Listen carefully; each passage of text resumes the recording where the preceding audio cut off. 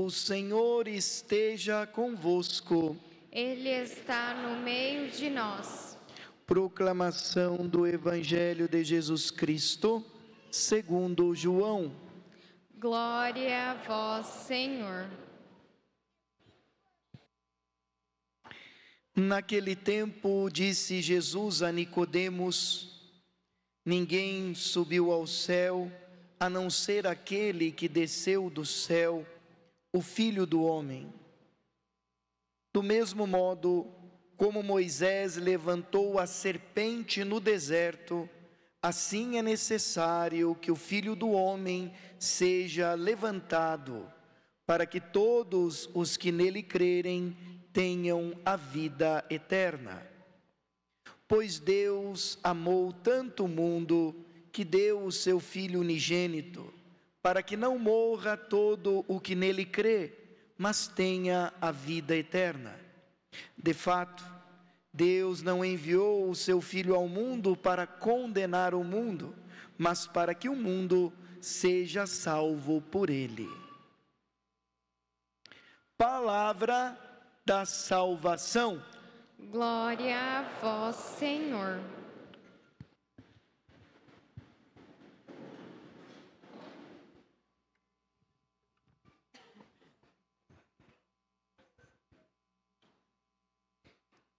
Amados irmãos e irmãs, quis a providência divina que este ano a festa da exaltação da Santa Cruz caísse no final de semana, nas missas preceituais de domingo.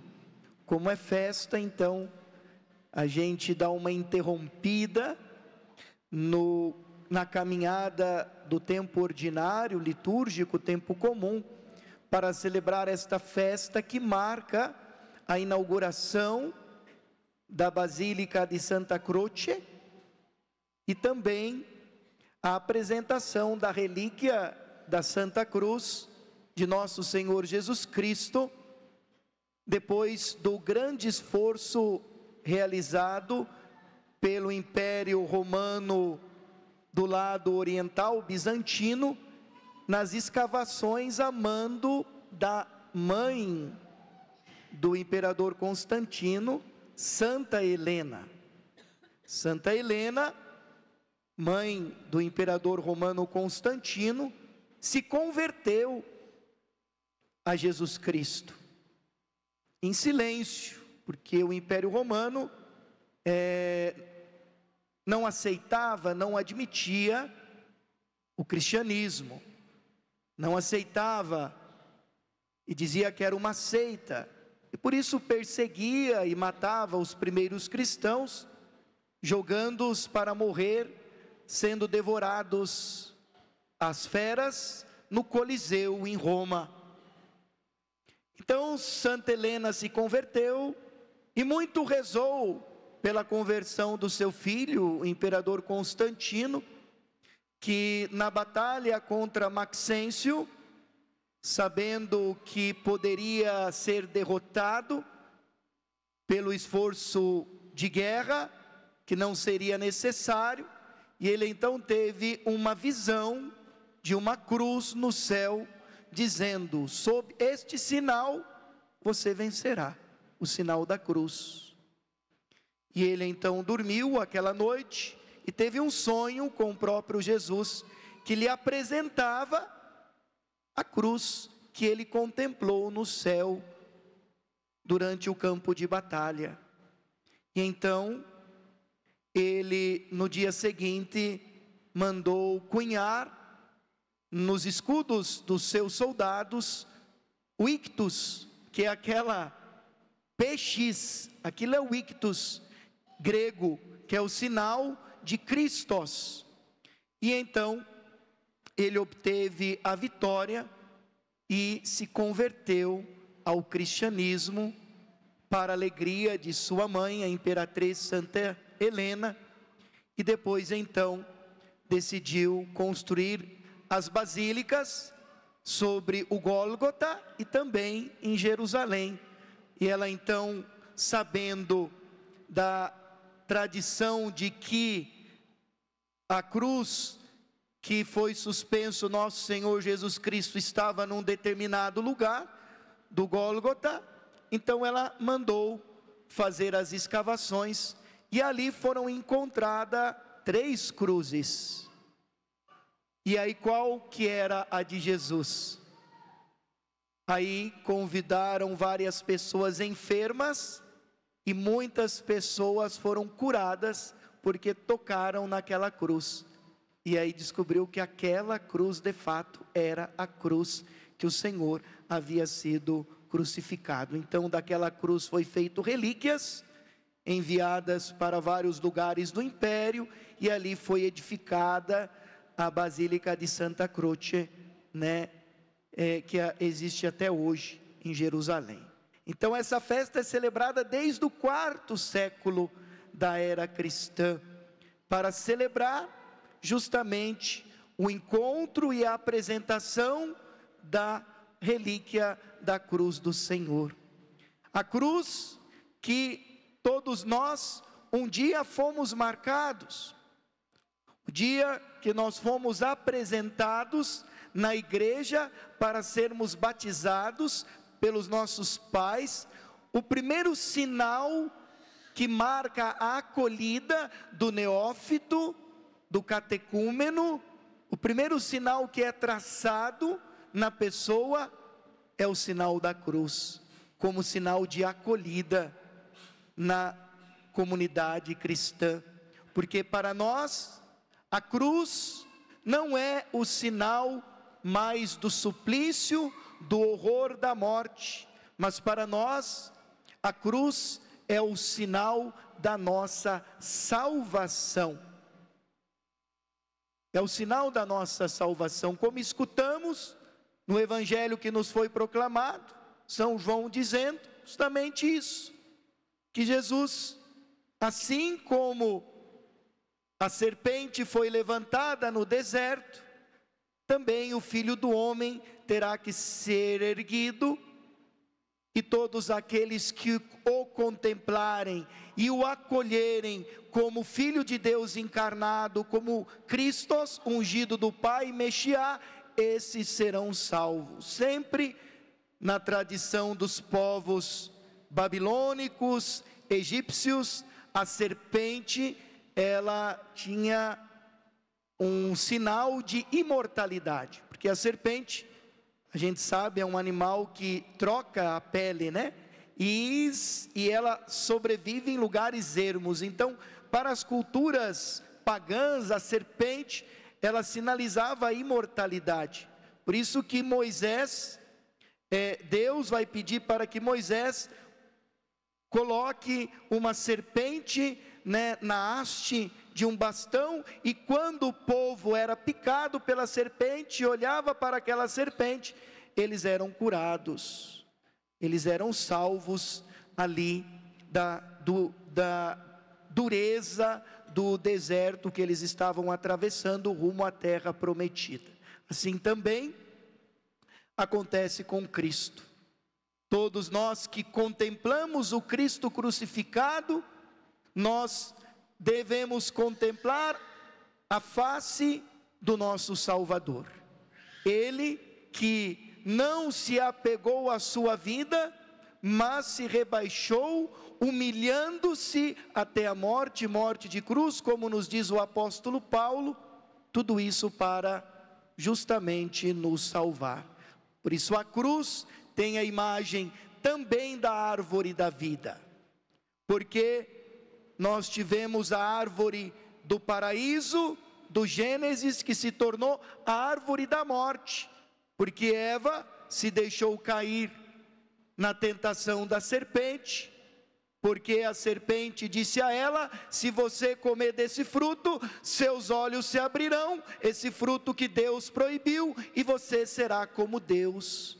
O desejo do humano, da criatura, querer ser criador, querer ser igual a Deus. Aqui está o pecado original, nisso consiste a raiz do pecado. O desejo de nós seres humanos queremos controlar tudo, queremos controlar a vida. Veja, Lá no Gênesis, o homem e a mulher que quiseram ser Deus, e Jesus, que era pessoa divina, Filho de Deus encarnado, Jesus mesmo sendo Deus, não se apegou à sua vida, e entregou-se até a morte, e morte na cruz, sendo obediente ao Pai, como ele mesmo disse no Getsêmani: Pai, este cálice não pode passar sem que eu beba. A minha natureza humana está gritando, ninguém quer enfrentar o suplício e a dor da rejeição e da morte, mas seja feita a tua vontade. Então ali, Jesus, ao se submeter, mesmo sendo Deus, à vontade do Pai, mesmo sendo o Filho unigênito, ele então, ao fazer a vontade do Pai, faz da cruz a árvore da vida, a vida nova, e da cruz então, ele nos alcançou a salvação. Por isso que já desde a semana passada, nós estamos meditando Jesus, que está dizendo: se alguém quer me seguir, renuncie a si mesmo, tome a sua cruz e me siga. Ou seja, o ser humano só será feliz se ele aprender a se submeter à vontade do Criador, se ele se colocar no lugar de criatura, e não querer controlar e dominar a natureza e fazer aquilo que ele bem entende. Não, ele, Jesus, é a nossa salvação. Ele, Jesus, é a plenitude da revelação do Pai. Se a gente quer saber qual é o desejo que Deus tem, o projeto que o Pai tem para nós, que no Filho crucificado, novamente nos tornamos filho, eu preciso acolher a palavra de Jesus e deixar com que o Espírito Santo me conduza. Então veja que bonito, celebrar hoje a festa da exaltação da Santa Cruz, é justamente reconhecer que o único desejo de Deus é nos salvar. Deus não quer outra coisa a não ser a nossa salvação. Então aquilo que nós às vezes colocamos em nosso coração deve ser retirado, que Deus quer nos punir, Deus quer nos condenar. Olha, Deus vai te dar para o inferno, olha você. Nosso Deus não quer condenar ninguém, não quer mandar ninguém para o inferno. Se a gente for para o inferno, certamente não foi por culpa de Deus. Foi por culpa de quem? De nós mesmos. Porque nós, como Adão e Eva, muitas vezes insistimos em comer o fruto. Insistimos em querer fazer da nossa vida aquilo que a gente bem entende, sem escutar a palavra de Deus revelada em Jesus. Então, ir para o céu ou ir para o inferno não é uma decisão de Deus. Deus só não quer salvar, é uma decisão nossa. São as nossas atitudes, é a nossa acolhida à salvação, a esse Cristo, que vai fazer com que a gente se salve ou se condene. Então Deus nunca quer nos condenar, Deus só quer nos salvar. E Ele, Jesus, é a revelação plena do amor e da salvação de Deus. Mesmo sendo Deus, não poupou a sua vida. Por isso a cruz é a prova da paixão e do amor que Deus tem pela humanidade. Então, nós precisamos corresponder ao amor de Deus. O que é o pecado? O pecado, no fundo, é isso: é não corresponder, é não ser grato a esse amor de Deus. Tem um teólogo, São Boaventura, que ele lê ou relê o pecado original a partir da ingratidão e da gratidão. Ele diz: olha, o homem e a mulher tinham tudo no paraíso, todas as flores, todas as árvores frutíferas, os animais, os rios, tudo vivia em harmonia. Mas ele justamente não viu a beleza da criação e quis justamente comer do único fruto que Deus havia proibido. É muito ingratidão. Então o pecado de São Boaventura é fruto da ingratidão humana ao amor de Deus. A única coisa que Deus sabe, amados, é nos amar. Então a gente precisa amá-lo como Ele nos ama, sermos gratos por tudo aquilo que Ele faz por nós e continua fazendo no hoje da história pela igreja, porque o sacrifício que Cristo realizou há mais de 2000 anos atrás, nós estamos atualizando hoje e agora, na missa.